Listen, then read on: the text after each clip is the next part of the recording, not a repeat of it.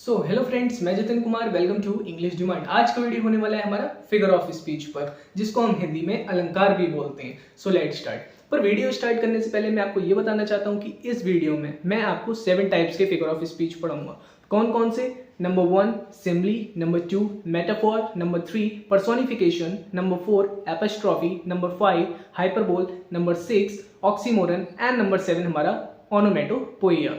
अब इसको complete detail में मैं आपको पढ़ाऊंगा, वो भी ट्रिक के साथ। फ्रेंड्स, अब सिम्बली देख लेते हैं। तो देखिए सिम्बली में क्या होता है। Comparison between two unlike objects और इवेंट्स।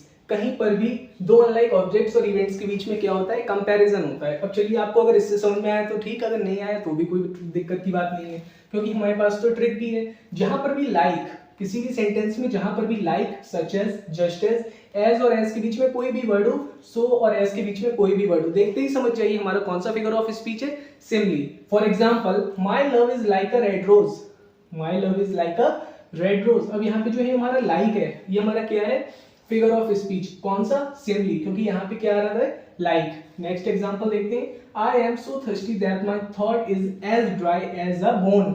अब यहाँ पे देखिए एज भी है और यहाँ पे भी एज है, तो मैं देखते ही समझ गई हमारा कौन सा फिगर ऑफ स्पीच है? सिम्बली। नेक्स्ट एग्जांपल देखते हैं।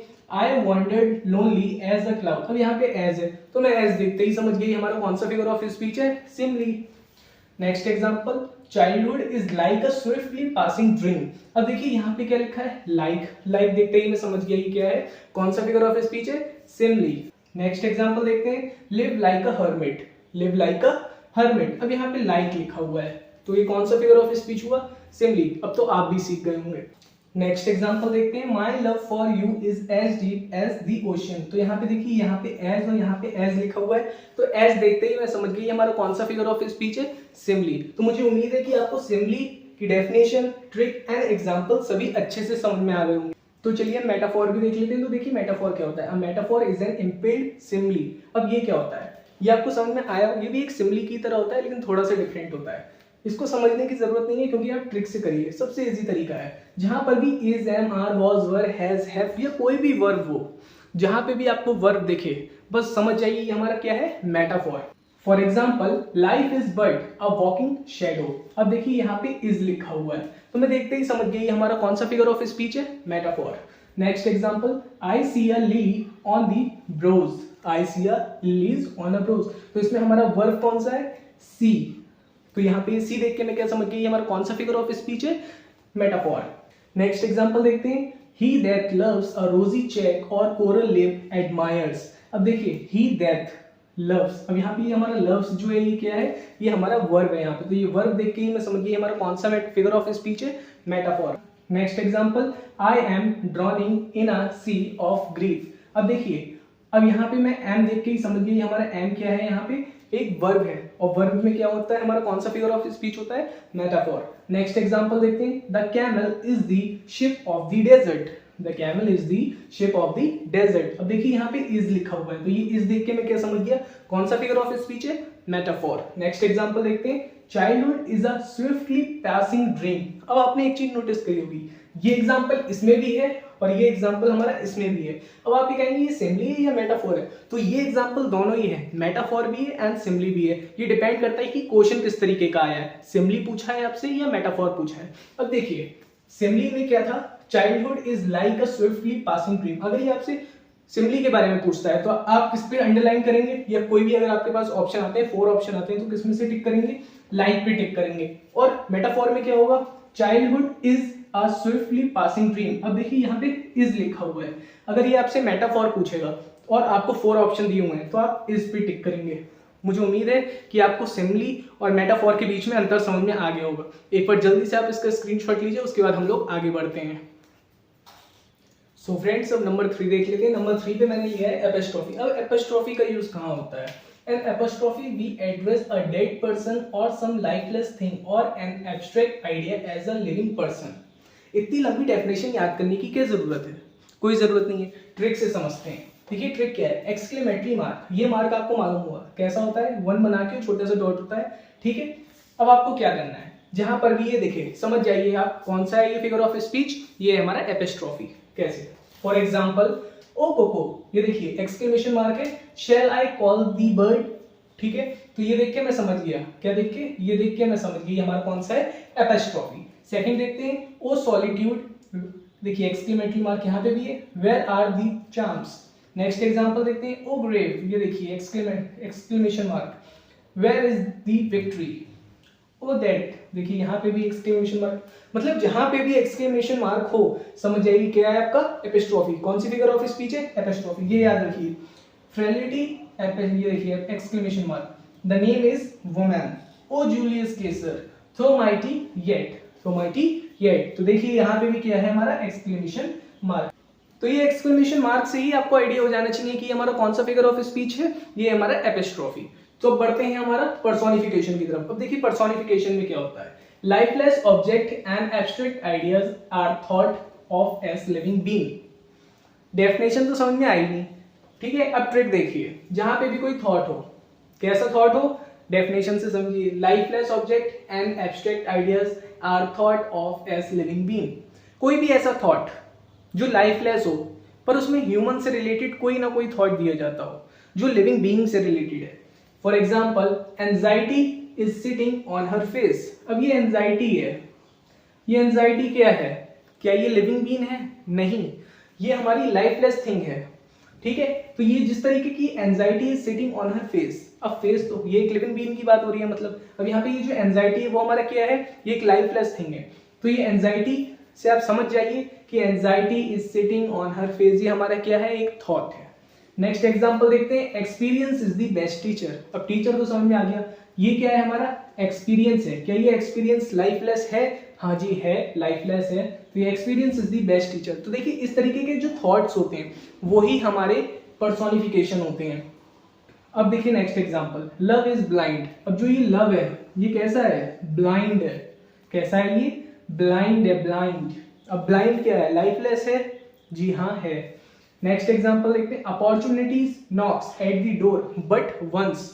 अपॉर्चुनिटी सबको मिलती है पर एक ही बार मिलती है। तो यहाँ पे जो हमारा अपॉर्चुनिटी क्या बता रहा है हमें, opportunity Knox at the door, सबको मौका मिलता है लेकिन एक ही बार मिलता है। नेक्स्ट एग्जांपल देखते हैं, death lays his easy hands even on kings. Death lays his easy hands even on kings. देखिए इस तरीके के जितने भी एग्जांपल्स हैं, जितने भी थॉट्स वाले एग्जांपल होते हैं ना, इस तरीके के love is blind, experience is the best teacher, जितने भी हैं समझ जाइए पर्सोनिफिकेशन है, जहां पे भी कोई भी थॉट हो। लास्ट देख लेते हैं, let not ambition mock their useful toil. ठीक है, तो अब ये देखिए, let not ambition mock their useful toil. अब इसका क्या मतलब, थॉट है, सिंपल सा थॉट है, कोई भी थॉट हो समझ जाइए पर्सोनिफिकेशन है। तो मुझे उम्मीद है कि आपको एपिस्ट्रॉफी और पर्सोनिफिकेशन अच्छे से समझ में आ गया होगा। एक बार जल्दी से आप इसका स्क्रीनशॉट लीजिए, उसके बाद हम लोग आगे बढ़ते हैं। सो फ्रेंड्स, नंबर 5 पे लिया है मैंने हाइपरबोल। अब देखिए हाइपरबोल में क्या होता है, in hyperbole statement is made emphatic by over statement. किसी भी स्टेटमेंट में कब जब कुछ ऐसे शब्द या कोई ऐसे सेंटेंस मिला देते हैं कि वो ओवर हो जाए, मतलब जबरदस्ती की बात हो, तो वहां वो होते हैं हमारे हाइपरबोल। ट्रिक क्या है इसकी, ओवर स्टेटमेंट। आपको पढ़ के ये देखना है कि ये ओवर हो रहा है या नहीं हो रहा है, ओवर स्टेटमेंट होनी चाहिए। For example, she wept oceans of tears. अब देखिए टीयर्स, टीयर्स क्या होता है, रोना। देखिए टीयर्स जब भी हम लोग रोते हैं तो ऐसा तो है नहीं कि ओशन की तरह रोएंगे, तो ये मैं देख के ही समझ गया ये ओवर, मतलब ओवर स्टेटमेंट है हमारी। तो ये इसमें ये देख के मैं क्या समझ गया कि ये हमारा हाइपरबोल है। नेक्स्ट देखते हैं, river of blood. River of blood, आपने कभी खून की नदी देखी है, तो यहाँ से यही सेंटेंस देख के मैं समझ गया रिवर ऑफ ब्लड कि खून की नदी जब होती ही नहीं है तो ये हमारा कौन सा हो गया फिगर ऑफ स्पीच, हाइपरबोल। आगे बढ़ते हैं, river of blood flowed in the battle. Next example, I have not seen my brother for ages. मैंने बहुत मतलब एजेस से नहीं देखा है अपना ब्रदर, साल हो सकता है, 2 साल हो सकता है, ऐसा तो है नहीं कि बुढ़ापा हो गया मैंने अपने अभी तक भाई को देखा ही नहीं, ऐसा नहीं हो सकता, मतलब ओवर बोलने की कोशिश करी जा रही है। तो इससे मुझे क्या समझ में आ गया, ब्रदर फॉर एजेस से कि ये यहाँ पे ओवर स्टेटमेंट है। नेक्स्ट एग्जांपल देखते हैं, the build the Nations pillars deep. अब देखिए इसमें भी ओवर ही बात हो रही है। नेक्स्ट एग्जांपल देखते हैं, as many farewells as there be stars in heaven. अब देखिए यहाँ पे एज लिखा है, यहाँ पे भी एज लिखा है, तो ये सिमिली भी तो हो सकता है ना। तो आप लोगों का यही कहना होगा कि यहाँ पे एज और एज लिखा है तो ये हमारा सिमिली है। बात सही है, सिमिली हो सकता है। As many farewells, as many farewells as there be stars in heaven. अब ये हमारा ओवर स्टेटमेंट में भी आ रहा है और सिमिली में भी आ रहा है, क्योंकि इसमें एज और एज है, तो ये हमारा सिमिली भी है और ये हमारा हाइपरबोल भी है। दे वर स्विफ्टर देन ईगल्स, अच्छा वो ईगल से भी सॉफ्ट है। एंड स्ट्रेंजर देन लॉयंस, तो यहाँ पे देखिए जबरदस्ती की बात करिए, ओवर स्टेटमेंट, तो ये हमारा क्या हो गया, हाइपरबोल। तो चलिए बढ़ते हैं ऑक्सीमोरन की तरफ। तो देखिए ऑक्सीमोरन में क्या होता है, in oxymoron we find the association of two words और फ्रेजेस हैविंग अपोजिट मीनिंग। देखिए जहां पे भी अपोजिट मीनिंग हो, तो देखिए डेफिनेशन में ट्रिक पे चलते हैं सीधे, अपोजिट वर्ड्स। एग्जांपल से देखते हैं, ही इज रेगुलरली इरेगुलर। अब देखिए यहाँ पे रेगुलरली और यहाँ पे इरेगुलर लिखा हुआ है, तो मैं समझ गई कि अपोजिट मीनिंग है इन दी क्लास। तो ये देख के ऐसे जो सेंटेंस होते हैं ये देख के हमें समझ जाना चाहिए हमारा कौन सा फिगर ऑफ स्पीच है, ऑक्सीमोरन, जहाँ पे अपोजिट वर्ड्स हों। नेक्स्ट एग्जांपल देखते हैं। सो फ्रेंड्स नेक्स्ट एग्जांपल देख लेते हैं, she accepted it as the kind cruelty of surgeon's knife. तो अब देखिए यहाँ पे अपोजिट वर्ड दिख रहा है, तो ये हमारा क्या हो गया, ऑक्सीमोरन। नेक्स्ट एग्जांपल चलते हैं, life is bitter, life is bitter sweet. अब यहाँ पे देखिए बिटर भी लिखा है, स्वीट भी लिखा है, तो मैं समझ गई क्या है हमारा ऑक्सीमोरन।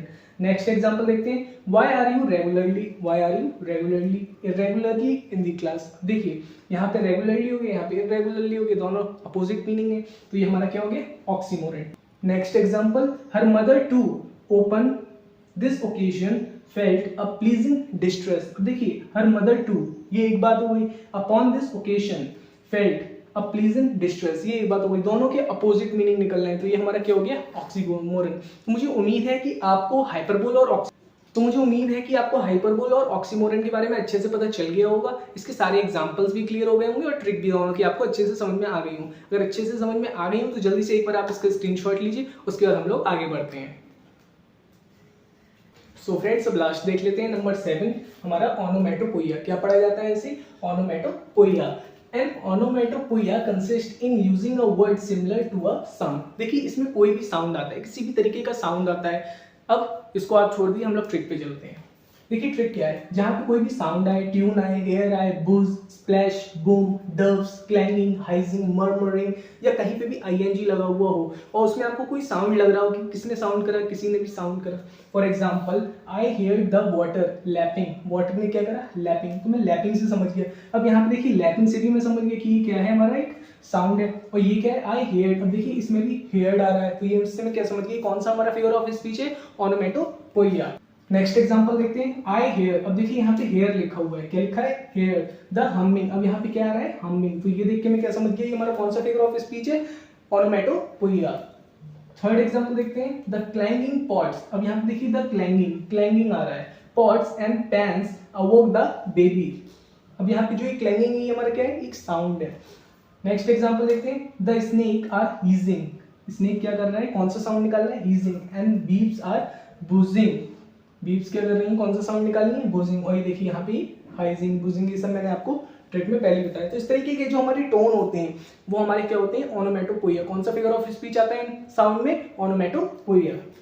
नेक्स्ट एग्जांपल देखते हैं, the curfew tolls, the curfew tolls. और इसमें कौन सा आवाज आ रही है, tolls the knell of a parting days, the knell of a parting days. तो इससे मैं देख के समझ गया द कर्फ्यू कौन सा साउंड निकाल रहा है। कर्फ्यू में जो पुलिस वाले साउंड निकालते हैं, कर्फ्यू का जो एक अलग सा साउंड होता है, जो भी साउंड होता हो वो हमारा क्या होता है, एक ऐसा साउंड होता है जो कौन से फिगर ऑफ स्पीच में आता है, हमारा ओनोमेटोपोइया में।